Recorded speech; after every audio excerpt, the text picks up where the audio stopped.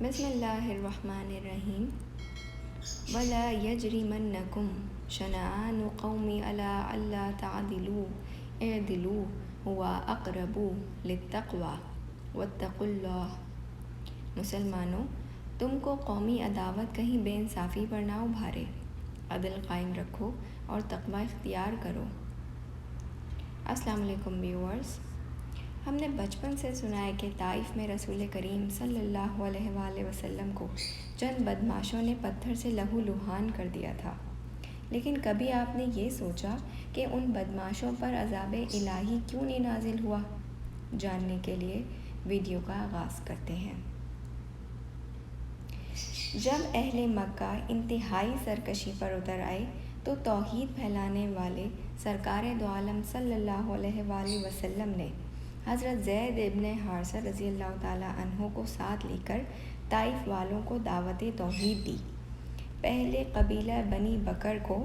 پھر قوم قحطان کو سمجھایا بجھایا، مگر ان سنگ دلوں کو بھی مکے والوں جیسا ہی پایا،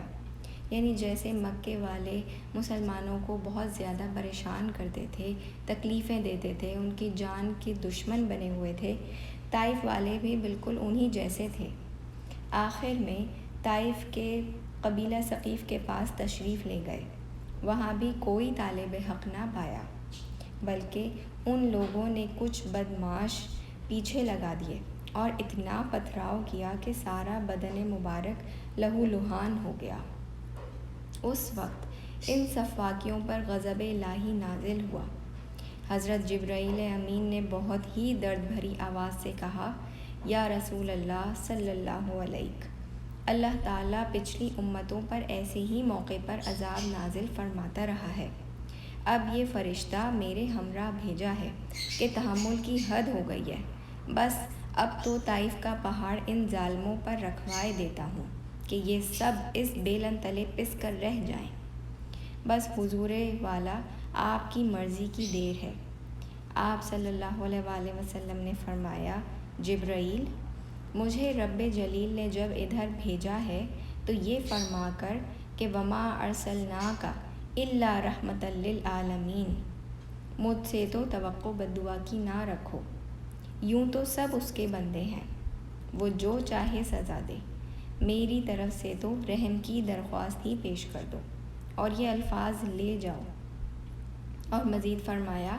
اللہم اہدی قومی فانہم لا یعلمون، یعنی قومی کہہ کر ان کو اپنا لیا،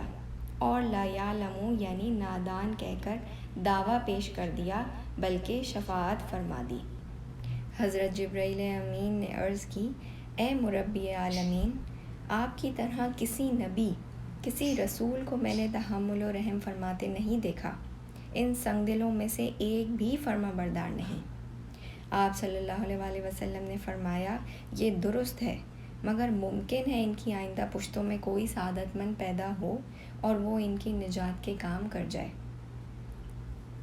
ایک طرف تو مکے اور طائف کے لوگوں کی طرف سے دی جانے والی تکلیفیں تھیں، تو دوسری طرف حضور پاک صلی اللہ علیہ وآلہ وسلم کا صبر و تحمل تھا، جو کہ ان تکلیفوں سے کہیں زیادہ تھا، مگر رحمت للعالمین صلی اللہ علیہ وآلہ وسلم نے ان سنگ دلوں تک کو زحمت دینا گوارا نہ فرمایا، بلکہ قومی کہہ کے انہیں بھی اپنا لیا، اور نہ صرف اپنایا بلکہ شفاعت فرما دی،